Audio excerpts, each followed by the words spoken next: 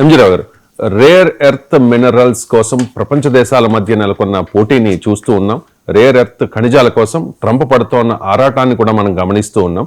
ప్రస్తుతం పరిస్థితి ఎలా ఉంది అంటే, రేర్ ఎర్త్ ఖనిజాలు ఏ దేశం దగ్గర ఉంటే వాళ్ళదే ప్రపంచ ఆధిపత్యం అన్నట్టుగా ఉంది.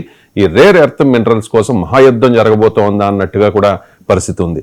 ఎందుకు రేర్ ఎర్త్ మినరల్స్ కి అంత డిమాండ్? యురేనియంకి లేదు, బొగ్గుకు లేదు, పెట్రోలియం ఉత్పత్తులకు లేదు. ఏంటి ఈ రేర్ ఎర్త్ మినరల్స్, వాటి ప్రాముఖ్యత ఏంటి?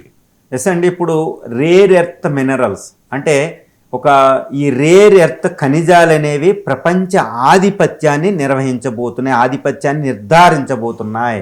గుర్తుపెట్టుకోవాలి, ఒకప్పుడు నీటి ఆవిరి యంత్రం కనిపెట్టిన బ్రిటన్ ప్రపంచ ఆధిపత్యం వచ్చేసింది. తర్వాత అంటే అప్పుడు ఈ కోలు బొగ్గు వల్ల ప్రపంచాధిపత్యం, బొగ్గు నిల్వలు ఎవరి చేతిలో ఉంటే వాళ్ళదయ్యింది 16వ శతాబ్దంలో. అప్పుడు గ్రేట్ బ్రిటన్ ప్రపంచ పవర్ అయింది. తర్వాత పెట్రోలియం రిజర్వ్స్ వచ్చినాయి. ఈ పెట్రోలియం రిజర్వ్స్ వచ్చిన తర్వాత 19th సెంచరీలో 18th సెంచరీలో మొత్తం పెట్రోల్ చుట్టూనే ప్రపంచాధిపత్యం. ఎందుకంటే అది ఎనర్జీ, శక్తికి అది మూలమైంది.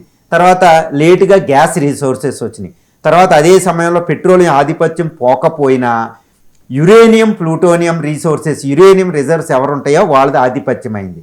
అది అయింది. ఇప్పుడు వచ్చింది ప్రపంచాధిపత్యం ఎవరితో అంటే రేర్ ఎర్త్ ఖనిజాలు ఎవరు నిర్ధారిస్తారో, ఎవరి చేతిలో ఉంటాయో వాళ్ళది. సుమారు 17 మినరల్స్ ఉంటాయి. పీరియాడిక్ టేబుల్లో ఈ స్ట్రాన్షియం నుంచి చూస్తే 17 రేర్ ఎర్త్ మినరల్స్ ఉంటాయండి. ఈ మొత్తం 17 ఖనిజాలు ఎవరి దగ్గర ఉంటే వాళ్ళదే ప్రపంచ ఆధిపత్యం. ఎందుకు ప్రపంచ ఆధిపత్యం అంటే, ఏదో కోల్ అంటే ఎనర్జీని ప్రొడ్యూస్ చేస్తుంది, పవర్ని ప్రొడ్యూస్ చేస్తుంది. అదేవిధంగా పెట్రోలియం తర్వాత ట్రాన్స్పోర్టేషన్కి, ఎనర్జీకి, వీటికి అయ్యింది. ఏది యూరియా తయారీకి అంటే పెట్రో కెమికల్స్ ఇండస్ట్రీకి వాటికి పెట్రోలియం అయింది. తర్వాత గ్యాస్ అయింది. తర్వాత ప్లూటోనియం, యురేనియం ఏంటంటే మొత్తం nuclear industry, nuclear బాంబులకి.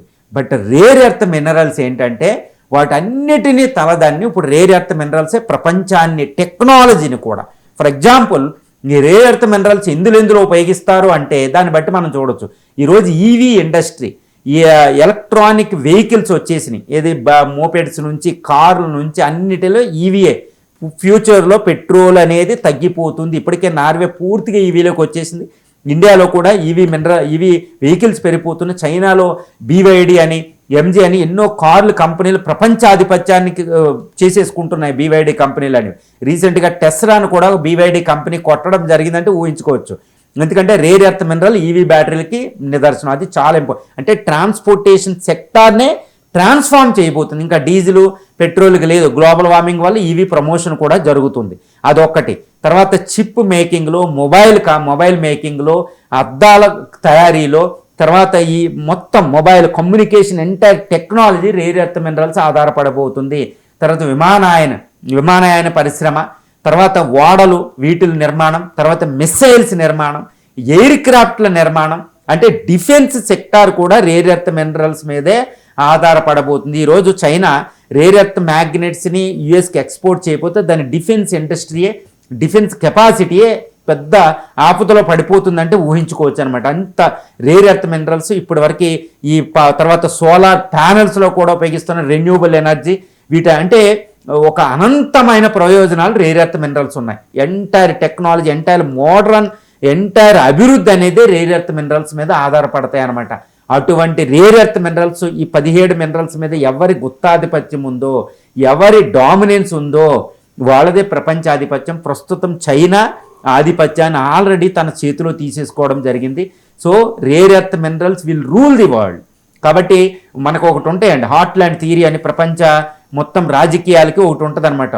Who can control the heartland, they will rule the entire earth అంటూ ఒకటి ఉంటుంది హార్ట్లాండ్ థియరీ. ఎందుకంటే హార్ట్లాండ్లో పెట్రోల్ రిజర్వ్స్, కోల్ రిజర్వ్స్ ఎక్కువ ఉండే, ఒక రకంగా ట్రాన్స్పోర్టేషన్.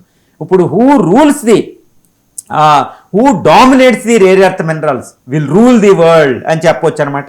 అది చైనా చేతిలోకి వెళ్ళిపోయింది. కాబట్టి రేర్ ఎర్త్ యుద్ధం మొదలైనట్టే. ప్రపంచంలో పెట్రోల్ యుద్ధాలు చూసాం, కోల్ యుద్ధాలు చూసాం, పెట్రోల్ వార్స్ అయితే మనం చూసాం, గల్ఫ్ వారు, తర్వాత రీసెంట్ ఇరాక్ వారు, ఇప్పుడు వెనిజులా మీద అమెరికా చేసే యుద్ధం, తర్వాత అమెరికా మిగిలిన మెక్సికో వీటిని ఆక్రమించుకోవడం, టెక్సాస్ ఎక్కువ ఆయిల్ వెళ్తుంటుందండి అక్కడ, పెట్రోల్ వార్స్.